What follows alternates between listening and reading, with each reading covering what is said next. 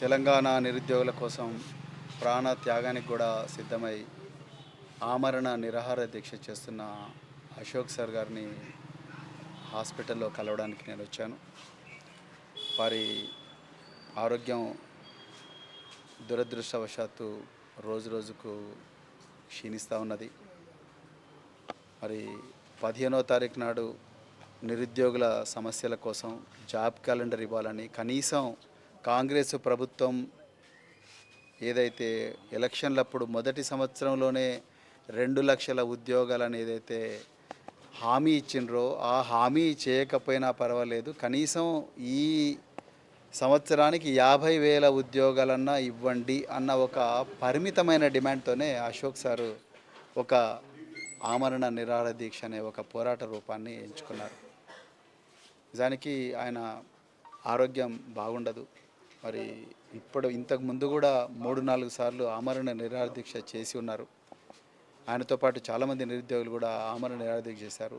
చేసిన ప్రతిసారి కూడా పోలీసు వాళ్ళు వాళ్ళను అణచివేయని ఈ రూపం అంటూ లేదు. ఆయన ఏ అపార్ట్మెంట్ కాంప్లెక్స్ ఉంటాడో వాళ్ళందరినీ భయపెట్టించారు. ఆ అపార్ట్మెంట్ కాంప్లెక్స్ వాళ్ళందరూ కూడా ఆయనను వెలివేసే విధంగా కుట్ర చేసింది పోలీసులే. అదేవిధంగా ఆయనను చాలా ఇంట్లో ఆమరణ నిరాహార దీక్షను కూడా ఇబ్బంది పెట్టిండ్రు.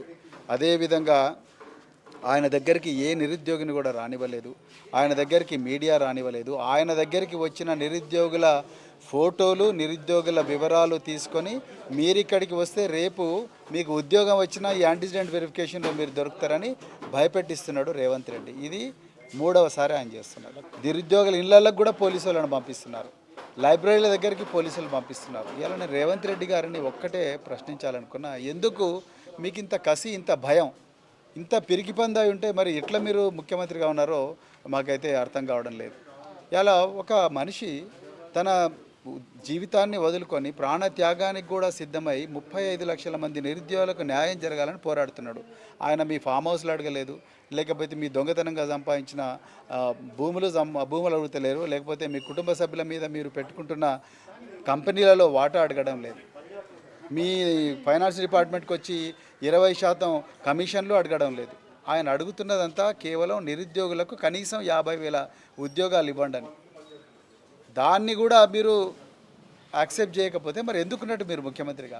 కనీసం ఇంతవరకు ఒక మినిస్టర్ రాలేదు, ఒక ఎమ్మెల్యే రాలేదు, ఒక ఎమ్మెల్సీ రాలేదు. అతను వచ్చి నీ డిమాండ్లు ఏంటి అని అడిగే పరిస్థితి కూడా ఈరోజు లేదు. నిరుద్యోగ సమస్య మీద బూట్ క్యాంప్ ఏమంటారు, రౌండ్ టేబుల్ పెడదామని పర్మిషన్ తీసుకున్న తర్వాత కూడా సుందరయ్య విజ్ఞాన కేంద్రంలో వచ్చి వాళ్ళందరినీ అరెస్ట్ చేస్తారు. చిక్కడపల్లి సెంట్రల్ లైబ్రరీ పోయి చదువుకుందామని పోతే కూడా అరెస్ట్ చేస్తారు. మరి ఏం చేయాలి ఇప్పుడు నిరుద్యోగులు? పోనీ టీజీపీఎస్సీ ఆఫీస్ దగ్గరికి పోయి వాళ్ళ బాధలు చెప్పుకుందామంటే ఆ గేట్ల దగ్గర 100 మంది పోలీసులను పెట్టిండ్రు. హైకోర్టుకు పోయి మరి హైకోర్టులో వాళ్ళ బాధలను కూడా విన్నవించుకుంటే హైకోర్టు ఇచ్చిన తీర్పును అమలు చేయండి అంటే మళ్ళీ అప్పీల్కు పోతున్నారు. ఇప్పుడు మరి అశోక్ సార్ కానీ ఇలాంటి పోరాట యోధులు ఏం చేయాలి? మీరే చెప్పండి రేవంత్ రెడ్డి గారు. ఇలా ఆయన ప్రాణాలకు ప్రమాదం అయ్యే పరిస్థితి వచ్చింది. మేమిద్దరం నిజంగా కూడా నేను వచ్చింది ఇప్పటికైనా మరి ఆలోచించి, నీ ఆరోగ్యం ముఖ్యము, తర్వాత ఆరోగ్యం బాగుంటే తర్వాత రాష్ట్ర వ్యాప్తంగా తిరుగుదాము, రాష్ట్ర వ్యాప్తంగా నిరుద్యోగం చైతన్యవంతం చేద్దామంటే ఆయన వినడం లేదు. నాకు 50,000 నిరుద్యోగులకు 50,000 ఉద్యోగాల ప్రకటన చేయాల్సిందే ప్రభుత్వం. నేను 2 లక్షలు అడుగుతలేను కదా, నేను 50,000 అడుగుతున్నా కదా, 50,000 ఉద్యోగాలు ప్రకటన చేయమని అంటున్నాడు. దానికి కూడా ఎందుకు గవర్నమెంట్ వెనక ముందు అవుతున్నది? ఇప్పటివరకు మీరు ఇచ్చింది కేవలం 5,089 ఉద్యోగాలు ఇచ్చిండ్రు. మీరు ప్రామిస్ చేసింది 2 లక్షలు. ఆయన అడుగుతున్నది 50,000 ఉద్యోగాలు. 50,000 ఉద్యోగాల ప్రకటనను వేయాలిగా మీరు, అది కూడా చేయడం లేదు. గ్రూప్ 1 అట్లనే మోసం చేసిండ్రు, అన్ని జాబ్ క్యాలెండర్ మోసం చేసిండ్రు, నిరుద్యోగులను విద్యాజ్యోతి పథకం కింద అది చేస్తాం ఇది చేస్తాం అది కూడా మోసం చేసిండ్రు. 20 నెలల నుంచి మోసం మోసం మోసం. ఒక్క రోజైనా పిలిచి మాట్లాడిండ్రా ముఖ్యమంత్రి? మాట్లాడలేదు. పోనీ మీ ఏమంటారు అభ్యర్థులందరూ మరి మీ ఛాంబర్ దాకా వస్తాం, మీ ఇంటి దాకా వస్తామంటే వాళ్ళని అరెస్ట్ చేసిండ్రు. గురుకుల బ్యాక్లాగ్ల విషయంలో అట్లనే అన్యాయం చేసిండ్రు. 29 జీవో, అదే ఘోరమైన జీవో 29 జీవో సుప్రీంకోర్టు దాకా పోతే కూడా సుప్రీంకోర్టులో కూడా కోట్ల రూపాయలు లాయర్లకు కోట్ల రూపాయలు ఖర్చు పెట్టి అక్కడ కూడా అది బెంచ్ మీదకి రాకుండా చేసిండ్రు. మరి ఎక్కడ పోవాలి నిరుద్యోగులు? జీవో 55 అయితే అన్ని వర్గాలకు న్యాయం జరుగుతుందని అనుకుంటే మీరు తీసుకొచ్చి జీవో 29 పెట్టి అక్కడ ఓపెన్ కాంపిటీషన్లో ఎస్సీ, ఎస్టీ, బీసీ, మైనారిటీలు ఉండకూడదని తీసుకొచ్చిండ్రు. జనరల్ ర్యాంకింగ్ లిస్టులో అది ఫస్ట్ ప్రిలిమినరీ తర్వాత మెయిన్స్లో నెంబర్లకు పక్కనే వాళ్ళ పేర్లు కూడా రాయండి, అభ్యర్థుల పేర్లు రాయంటే అది కూడా మీరు చేయడం లేదు. ఎందుకింత సీక్రసీ? ఎందుకింత దోబుచ్చులాట ఆడుతున్నారు? ఎందుకింత గూడుపుడాన్ని నడిపిస్తూ ఉన్నారు? తర్వాత మీరు 563 అభ్యర్థులు తల్లిదండ్రులను ప్రవోక్ చేసి 36 మందిని మీ ఎంపీ చామల కిరణ్ కుమార్ రెడ్డి వెనుక నుంచి ప్రమోట్ చేసి తీసుకొచ్చి సోమాజిగూడ క్లబ్లో పెట్టిండ్రు. మేము సక్సెస్ఫుల్ అయిన అభ్యర్థులకు వ్యతిరేకమా అనేది కాదు ఇక్కడ సమస్య. ఎవరైతే 21,000 మంది మెయిన్స్ రాసిండ్రో, అదేవిధంగా 3 లక్షల మంది ప్రిలిమ్స్ రాసిండ్రో వాళ్ళ బాధలు, వాళ్ళకు కొన్ని బాధలు ఉన్నాయి, వాళ్ళకు కొన్ని అనుమానాలు ఉన్నాయి, అవి చాలా బలంగా ఉన్నాయి. వాటిని హైకోర్టు, గౌరవ హైకోర్టు వాటిని నిర్ధారించింది కదా. అది అయిన తర్వాత అన్ని మొట్టికాయలు వేసిన తర్వాత కూడా నువ్వు మాట్లాడకపోతే ఎట్లా? ఇవాళ చివరికి ఒక మేధావి ప్రాణాలకు వచ్చింది నీ మొండితనం వల్ల. ఇవాళ అశోక్ సార్కు ఏం జరిగినా కూడా రేవంత్ రెడ్డి మీరే బాధ్యత వహించాలి. ఇవాళ ఎక్కడ హాస్పిటల్ లేవని ఐసీయూ లేని ఈ వనస్థలిపురం వేరే హాస్పిటల్కి తీసుకొస్తారా అంటే మాకు తెలియదా? మీరు ఎందుకు తీసుకొచ్చారు ఇక్కడికి? ఒక చిన్న రూమ్లో పడేసిండు మీరు ఆయన, అందులో చుట్టుపక్కల అందరూ పేషెంట్లు ఉన్నారు. ఒక మేధావిని 15 సంవత్సరాల నుంచి నిరుద్యోగుల కోసం పోరాటం చేస్తున్న ఒక వ్యక్తిని, ఒక బహుజన వర్గాలకు చెందిన వ్యక్తిని మీరు ట్రీట్ చేసే విధానం ఇదేనా? ఒక ఐసీయూను హాస్పిటల్లో పెట్టొచ్చు కదా, ఒక గాంధీలో పెట్టొచ్చు, లేకపోతే నిమ్స్లో పెట్టొచ్చు కదా. ఇక్కడ తీసుకొచ్చి ఏ హాస్పిటల్లో పెడతారు? డాక్టర్లు అందరూ ఆందోళన చెబుతున్నారు, సార్ ఈయన పరిస్థితి ఏమైపోతుందేమో, గంట గంటకు అగమ్య గోచరంగా మారుతున్నది, మేము ఐసీయూ ఉన్న పెద్ద హాస్పిటల్కి తీసుకుపోవడం అని చెప్తుంటే కూడా పోలీసు వాళ్ళు వినడం లేదు. నిరుద్యోగులు వచ్చి ఆయన కనీసం చూస్తామంటున్నారు, ఎందుకు అలో చేస్తలేరు పోలీసు వాళ్ళు? అంటే ఆయనకి ఏమైనా కానీ చచ్చినా మంచిదే, ఇక మేమైతే ఇది మాదే నడవాలన్న పంతమా రేవంత్ రెడ్డి నీకు?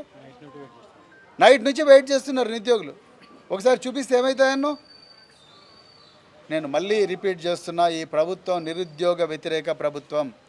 నిరుద్యోగుల వల్లనే ఇవాళ కాంగ్రెస్ పార్టీ అధికారంలోకి వచ్చింది. ఆ రోజు వీళ్ళందరికీ బస్సులు పెట్టి వీళ్ళందరూ బస్సులలో గ్రామాన తిరిగి మరి ఆ రోజు వాళ్లకు జరిగిన ఏదైతే సోకాల్డ్ అన్యాయం గురించి చెప్పి రేవంత్ రెడ్డిని ఏదో చేస్తావు అని చెప్పి వీళ్ళను నమ్మిస్తే ఆ రోజు వాళ్ళందరూ పోయి మీకోసం ఓట్లు వేయించారు. ఇవాళ వాళ్ళ గొంతు నొక్కుతున్నావు రేవంత్ రెడ్డి. కాంగ్రెస్ వాళ్ళు మీకు గ్రామాన మీరు వస్తారుగా, ఏ ముఖం పెట్టుకొని ఇవాళ గ్రామీణ ప్రాంతాలకు వస్తారో స్థానిక సంస్థలలో మేము చూస్తాం. ఏ ముఖం పెట్టుకొని మీరు జూబ్లీహిల్స్లో ఇంటింటికి తిరుగుతారో ఇప్పుడు ఈ నిరుద్యోగులందరూ చూపించబోతున్నారు వాళ్ళ సత్తా ఏందో. ఏమాత్రం సిగ్గు శరం ఉన్నా ఈరోజు సాయంత్రం కల్లా మీరు ఆ 50,000 ఉద్యోగాల ప్రకటన చేయండి. మీ గ్రూప్ ఆఫ్ ఎమ్మెల్యేస్ను ఈ హాస్పిటల్కి పంపించండి. అదేవిధంగా అశోక్ సార్ను అర్జెంటుగా హయ్యర్ సెంటర్కు షిఫ్ట్ చేయండి. ఆయన ప్రాణాలు అంత ఆరోగ్యంగా లేడతను, గంటకు మారుతుంది ఆయన పరిస్థితి. ఇదే విషయాన్ని మేము డిమాండ్ చేస్తూ మరొకసారి మరి అశోక్ గారిని కాపాడుకోవాల్సిందిగా నిరుద్యోగులందరినీ కూడా ఎక్కడున్నా కూడా మీరు దయచేసి పోరాటం చేయండి. మీ అందరి కోసం ఒక వ్యక్తి తన ప్రాణ త్యాగానికి కూడా సిద్ధమై ఇవాళ మరి ఆమరణ నిరాహారదీక్ష చేస్తున్నాడు. నిరుద్యోగులందరూ కూడా అశోక్ సార్ వెంట నడవాల్సిందిగా కోరుకుంటూ మరొకసారి జై తెలంగాణ. 10 ఏళ్ళు అధికారం నుండి నిరుద్యోగులను పట్టించుకోలేదు. మేము వచ్చిన సంవత్సరంలోనే దాదాపు 60,000 ఉద్యోగాలని కొందరు, 70,000 ఉద్యోగాలు కొందరు ఇస్తున్నా అని చెప్తున్నారు.